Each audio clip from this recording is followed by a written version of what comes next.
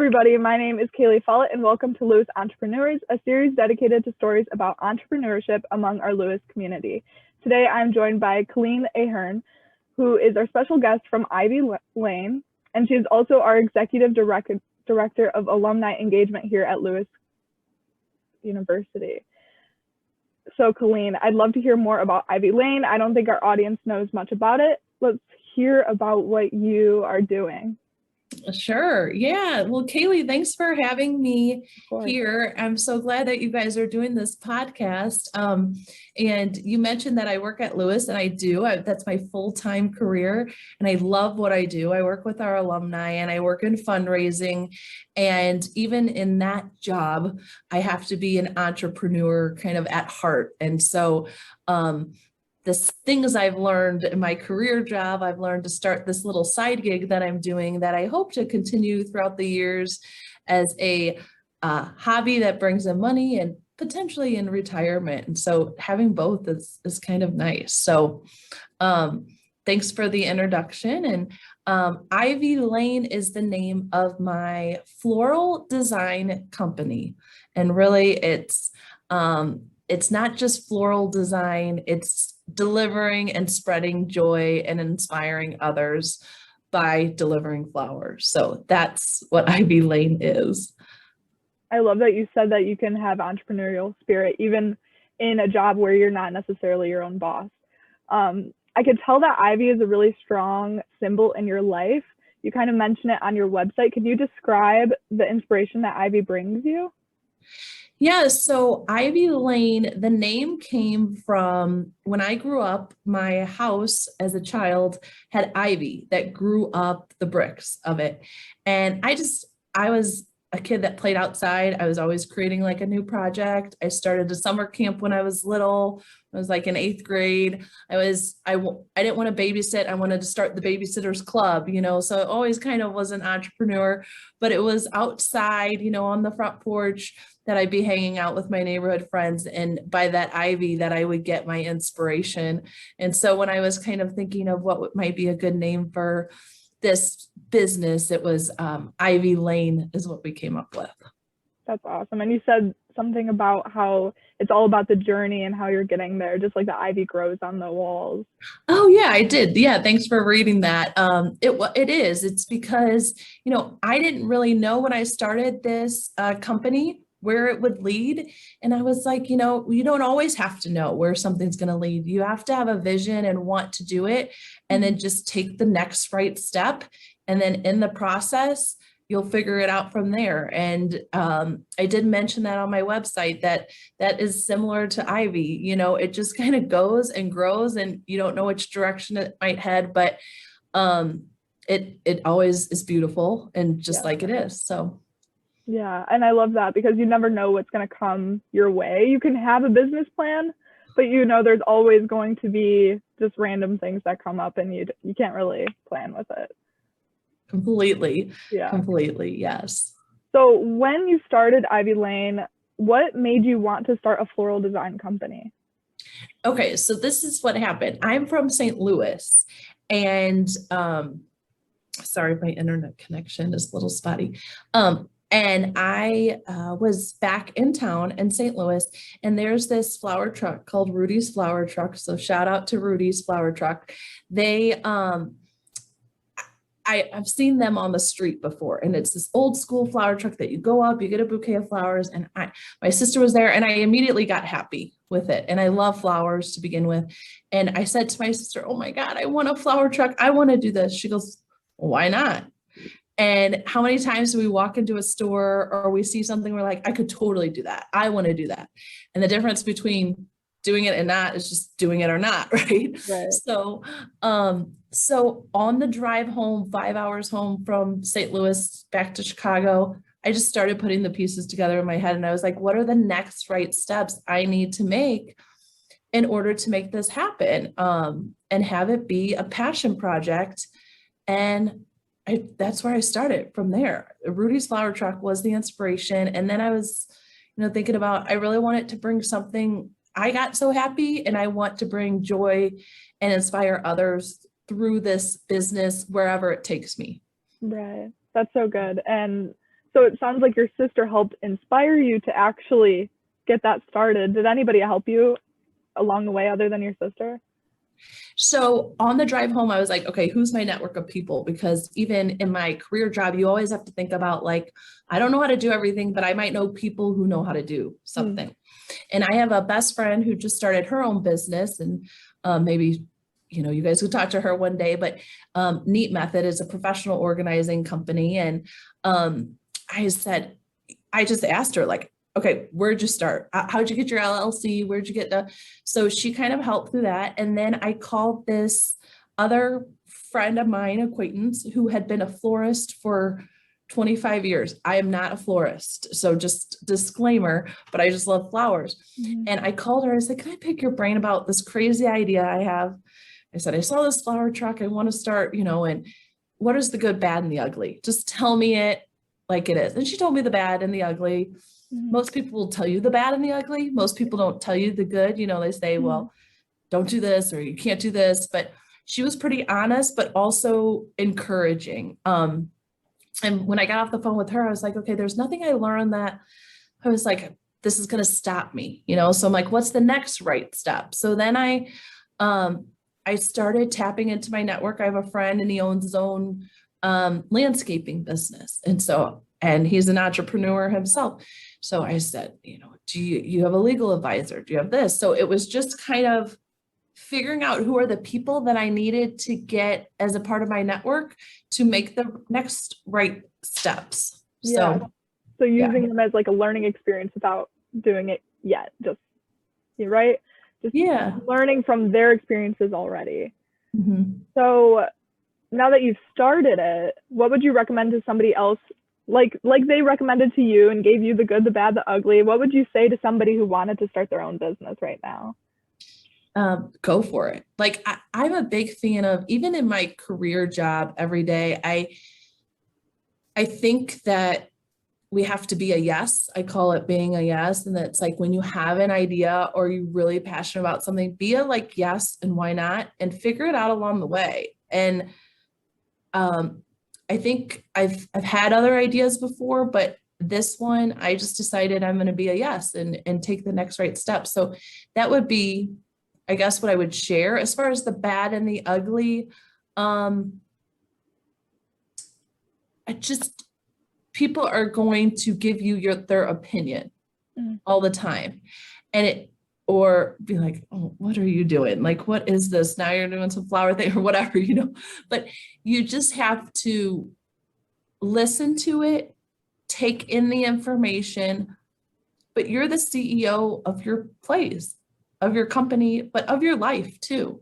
Opinions are great and you don't have to use them, so I think it's filtering that and just staying course and sticking to something is what I would tell people.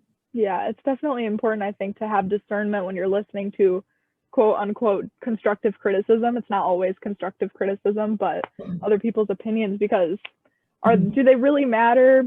Depends. It really depends on what they're saying. Yeah. I really agree with that. When you did first start actually, let's say like selling and being able to sell your product, was it difficult for you to make your first customer? That's a good question. You're like, okay, well, now who's going to buy this? I have this idea. But what I did was, I just started to put my antennas up for like, okay, now I'm building these connections. So my first customer actually I was walking in downtown Downers Grove. I saw a florist and I'm like, I'm just going to walk in there, meet somebody, see what they do. I talked to the florists there. They have been there for years. I said, oh, it's nice to meet you. I'm starting my own floral company. And like, it's a little different. I don't have an actual store. I'm just doing it out of my house and delivering. And she was really nice. And she was like, yeah, we've had people, like somebody from the park district came in and wants us to do 80 bouquets for a dance recital, but like, we don't do that kind of thing. And I go, oh, would you mind introducing me to them? And so then she introduced me to somebody at the park district that was organizing this dance recital. And I just called them and said, I'm a new florist. in the area. I heard about this. I'd love to be the person that provides the flowers for your dance recital. And they were looking for somebody who can come on site. So it was a lot of work, but I was like, okay, I'll get my name out there. And that was my first customer. And so it was a big order. But what I learned from it was what I had in mind was these smaller one-off orders, but what might make sense for a business like mine that doesn't have a storefront is to do larger projects. So that's how I got my first customer.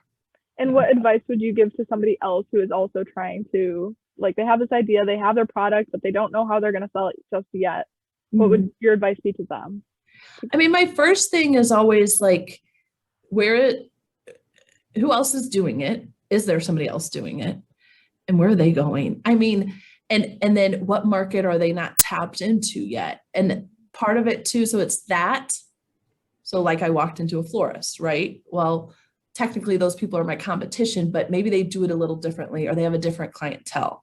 So that's what I would recommend. And we do this in my career job too, in fundraising. Who's your circle of influence? Like family members, friends, people want to help you out. But if there's somebody who wants to buy your product and promote it, I mean, word of mouth is great. So like my second client was like my sister's neighbor who needed a teacher's gift.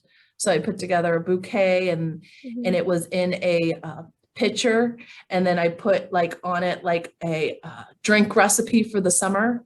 So the teacher could have like the pitcher when she was done with the flowers, but the drink recipe. So yeah, I think it's just your circle of influence and then seeing what the competition's doing too. Yeah, and what they're not doing. Yeah, what they're not doing, what you can do better. You know, maybe you can walk into Mariano's or another place and get flowers, but are they going to put it in a pitcher with a cute like drink recipe on it? Right. So.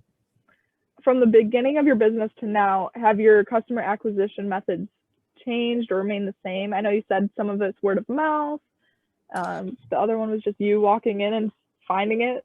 So yeah, most of it is word of mouth. And I would say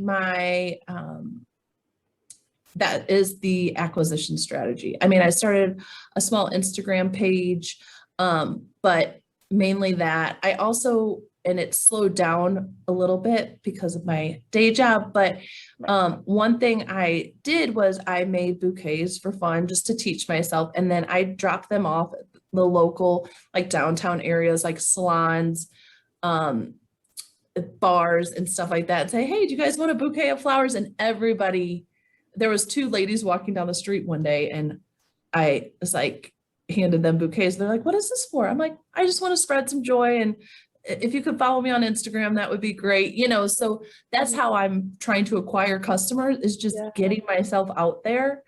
I parked my bike outside of a little park in, it's called Lilac Park in Lombard. And I had bouquets out there and a couple people stopped by, and it was fun because I could tell the story. And this couple walked by, they're like, it's our wedding anniversary. I'm like, we'll take this bouquet and I just hope you'll follow me on Instagram and stuff. You can't give away your products for free all the time. When you're first starting out, you might want to put together a budget to do something like that so that you can get your name out. Yeah, and I love that. That's so genuine, just spreading joy, just like you want to for your business. So I know you are kind of evolving your website, and you've talked about creating a Bloom Club, which I think will help you create a lot of brand loyalty, which is awesome. What inspired you to create that Bloom Club? And also, what is it for our audience? Yeah, so the idea with the Bloom Club, and it hasn't started yet, is that it's a subscription basis. So it would be either once a month, order small bouquet or large bouquet. There's a specific dollar price, and it's delivered directly to your home. And it's our specialty bouquet for that month. And as a Bloom Club member, not only do you get the bouquet, but you get a little piece of inspiration in the bouquet. And the goal really is that once we create this Bloom Club, this is a group of people that maybe gets together every once in a while or can share inspiration on our Instagram page and things like that. So yeah, it's just a unique way to like keep spreading the joy each month. And I don't know, I love And getting creating stuff a delivered to my community. house. Yeah, Yeah, yeah, I love yeah. that part of it, creating the community. Other than the Bloom Club, do you have any other upcoming plans for Ivy Lane? So my dream is to get like an old school nostalgic truck, kind of like Rudy's was. And I'm putting this out in the universe right now through this podcast. Somebody else might do it, but you know what? Go for it. There's plenty of room for everybody to spread joy. But that I can sell by the stem. I met a partner who just moved on a farm and she's growing her own flowers. So I'd like to source from her and really use that truck. It could be used for like showers or weddings for people to take photos too. So it's not just about the flowers, but maybe they can hand out the flowers. So I really like to do that down the road. It might take a couple years just because I do have a full-time job, but that would be great. And getting the Bloom Club going too. Yeah, that sounds pretty cool. And it's a good photo op to kind of promote what you're doing already. Oh, thanks. Would you take a photo by a truck with flowers? I have before. At Windy City Smokeout, they always have a welcome truck in the front, and it has a bunch of sunflowers in the back. And that's like where all my friends take pictures. Oh, nice. So maybe they would do it. Yeah, I met a young lady who started her own, and I'll do a shout out to her too. It's called Youth in Yarrow, her own flower truck company in the city of Chicago. And I called her up, or I reached out to her on Instagram. And I was like, this might sound crazy, but like, I'm thinking about doing this. And I know that you already do it. People are so nice. Like she told me to come down to the city. She showed me her flower truck. She showed me her studio. She gave me the ins and outs of how she got started. So you asked about people who helped. But at the same time, she was looking for a flower truck manager for the summer. And I was like, oh, maybe I could do that. Well, it ended up not working out because I had my other priorities with work. But that was another example of somebody who just latched on to. And she was very much like, all of us entrepreneurs got to stick together. And there's a large market. Like if you're doing this out in the suburbs, there's no reason I can't do it in the city. And like, we all bring something different to the table. So, yeah, I definitely think that kind of networking is healthy and good. Yeah. I found the same kind of community with my own business because I resell clothes, and I found a lot of other girls who do the same thing. And because it's secondhand, we're all selling different things. Yeah. You know, yeah, we're competition, but at the same time, like we know that we're all a little bit different. We all offer something different, but they all helped each other kind of figure out the ins and the outs, how you do the shipping and the promoting and all the different aspects of it. So I've always found that entrepreneurs are some of the nicest people you'll meet.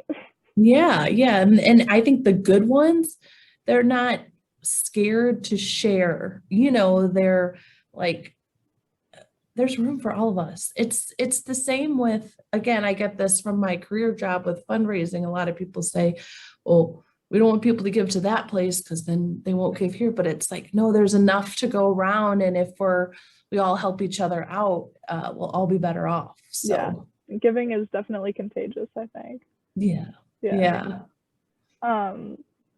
Since you said you haven't started the Bloom Club just yet, what's something that is holding you back, or what's something that you're maybe struggling with right now with Ivy Lane? And how do you plan on kind of solving that, or when do you plan on pursuing? Yeah. Well, do you know anybody that wants to work for Ivy Lane? So it's time and then inventory. So I think for me, I've probably the past month have been extremely busy in my full-time job and then some family stuff going on. So then my next steps really needs to be getting more florals out there and starting to promote the Bloom Club. But right now I operate out of my garage. So I had a friend who owns the Neat Method organization company, and she helped me redo my garage into a studio. But the temperature control needs to be, so I don't a certain temperature in order to hold the flowers in inventory. So that's why I'm just doing the bulk orders now, because somebody orders it in advance. I can go source the flowers, I can make the flowers, I can keep them really healthy and fresh and then get them to people. But I can't just have flowers in stock. So I first have to kind of figure that out and get my First Bloom Club members kind of know what I'm dealing with, so then I can source the flowers. But my next step would be, like, I would love to get a floral fridge. So some of this is just saving up money from some of the other things I'm doing, and then be able to hold flowers in stock for like a birthday or, these one-off orders too. Right. That's awesome. It's definitely sometimes hard to invest in your own business when you have a lot of other things going on, whether it be investing time or money. Yeah. Since Ivy Lane is all about spreading joy and inspiring others, we're going to close off with this last question. Okay. What advice would you give to someone who is struggling to find inspiration throughout their own journey of entrepreneurship? Okay. So I already said the be a yes thing, but I would say 2 things. Come from a place of ready now. So if you're doubting yourself, somebody told me to do it scared. Just do it scared. And come from a place of ready now. Like, yes, you don't know everything about flowers. And yes, you don't know everything, but just take the next right step. That's kind of like being a yes. And then let go of what's not serving you. So know what to say no to. Like, I could have said, yeah, I got to get all the flowers first and stack them in my garage. It's like, no, know what to say no to. Or you might listen to this voice in your head. It's like, you have a full-time job. Why would you do that? So I think letting go of those things that aren't serving you in your vision, and coming from a place of ready now. Those would be my words of inspiration. And, if you have an idea, go for it. I love that. Yeah, I think that was very good advice to somebody who they're kind of scared to start. You might as well just do it if you're passionate about it. Well, that's all for this episode of Lewis Entrepreneurs. Thank you so much, Colleen, for joining us today. And stay tuned for the next episode of Lewis Entrepreneurs. Bye, everybody.